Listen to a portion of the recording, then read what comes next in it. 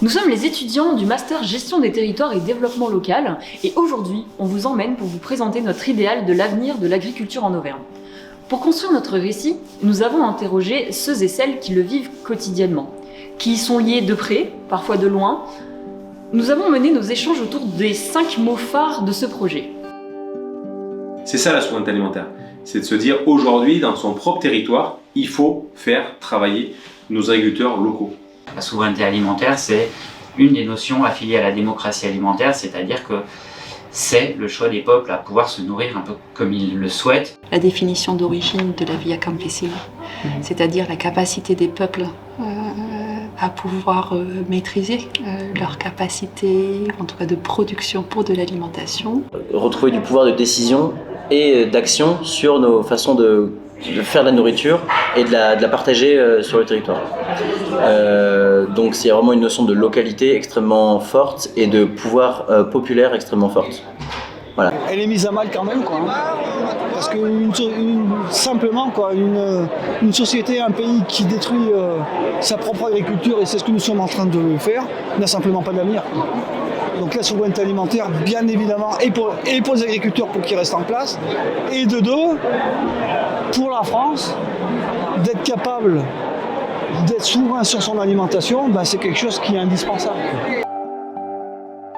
Territoire, c'est la base où les agriculteurs doivent organiser leur solidarité, leur coopération. C'est l'ensemble des acteurs de ces territoires, à la fois des citoyens, des acteurs socio-économiques, des acteurs publics, qui ont une capacité, à mon avis, de travailler ensemble, en gérant quelques controverses, ou plusieurs controverses, être en capacité, en tout cas se donner les moyens de résoudre l'équation climatique aujourd'hui. Voilà, mais c'est aussi et d'abord peut-être des gens, c'est des acteurs qui jouent un rôle et c'est des réseaux qui se créent dans les territoires et qui font la vie des territoires, quoi. Chaque production est attachée à un territoire et donc ce territoire c'est des hommes, c'est une culture, c'est une marque de fabrique et c'est tout un tissu rural en fait. Et en fait si demain il y a moins d'agriculteurs, donc c'est tout ce tissu rural, toutes ces valeurs qui vont disparaître en fait. C'est un maillon de la ruralité en fait. Les territoires, quand on vient d'un territoire de montagne, on est toujours fier de là où on est. Et donc on veut défendre ces territoires pour qu'ils soient encore vivants demain. Adaptation, je pense que c'est un truc, en ce moment, là, il va falloir vraiment... On parle de réchauffement climatique, mais il y a aussi surtout cette question du dérèglement climatique. On est beaucoup plus assujetti à des changements, des trucs un peu plus brutaux, du froid d'un coup, des très pics de chaleur d'un seul coup aussi. Enfin, c'est vraiment on sent vraiment ce côté dérèglement de pic. Donc il faut être capable de s'adapter à ça. Ça peut être par du variétal, par des techniques de culture. C'est là où il faut pouvoir échanger entre nous. Donc être plus résilient face au choc, c'est ça pour moi l'adaptation dans les années futures. Ce qui est intéressant dans cette notion, c'est de se dire que cette notion, elle se résonne toujours justement à différentes échelles et que la période contemporaine a fait qu'on l'a posée de plus en plus à une échelle mondiale. Je pense qu'aujourd'hui on est compétitif avec tous les autres pays, avec le monde en général. Simplement pour le rester et continuer à l'être autant, il faut harmoniser tout ce qui est les normes pour qu'on puisse permettre de produire en France avec certaines normes et d'importer des mêmes produits qui sont produits avec d'autres normes. Compétitivité rime pour moi avec marché et capitalisme et du coup ne rime pas forcément avec longévité et génération future. Compétitif à jouer au niveau prix et autres, à un moment donné il y en a toujours un qui sort perdant et avec des conséquences qui peuvent être très, très néfastes, voire le faire disparaître.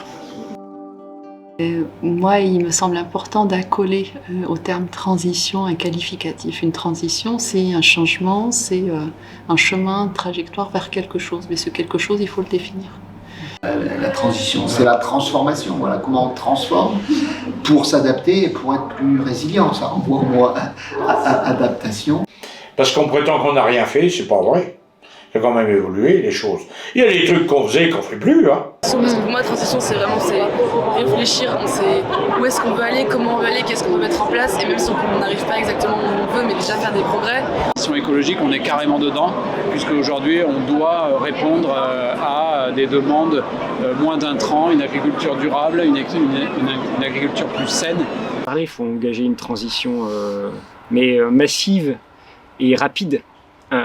Parce qu'on parle toujours de transition, voilà, faut y aller petit à petit, chacun fait à son rythme. Non, il y a une urgence, voilà. Donc, J'espère que tout le monde travaillera dans le bon sens, de main dans la main pour arriver à des choses assez logiques.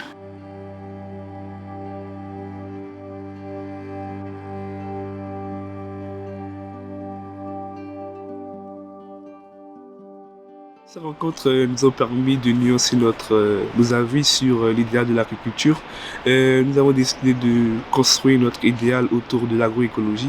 Et du coup, l'agroécologie se base sur la pérennité économique, la durabilité environnementale, la réflexion autour des sciences techniques, le bien-être social et aussi le fonctionnement politique autour du lien et du collectif. Je crois en une agriculture qui trouve un juste équilibre entre la pérennité économique, la durabilité environnementale et le bien-être social.